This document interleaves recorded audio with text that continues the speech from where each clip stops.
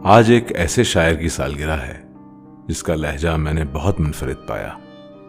इरफान सिद्दीकी की शायरी को उनके वक्त में वो पजीराई नहीं मिल सकी जैसा कि उसका हक था, लेकिन मुझे खुशी है कि सच पढ़ने वाली आंखों ने और सच बोलने वाले होठों ने इरफान साहब के हकीकी दर्जे को पहचाना है। उनकी एक गजल पेश खिदमत है। मुरव्वतों पे वफा का गुमा भी रखता था, वो आदमी था गलत फहमियां भी रखता था।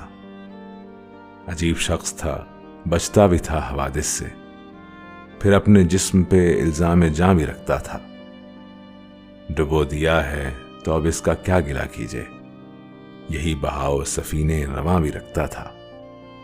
तू ये न देख कि सब टहनियां सलामत हैं, कि ये दरख्त था और पत्तियां भी रखता था।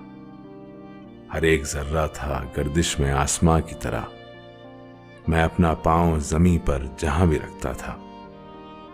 लिपट भी जाता था अक्सर वो मेरे सीने से, और एक फासला सा दरमियां भी रखता था। मुरव्वतों पे वफा का गुमा भी रखता था।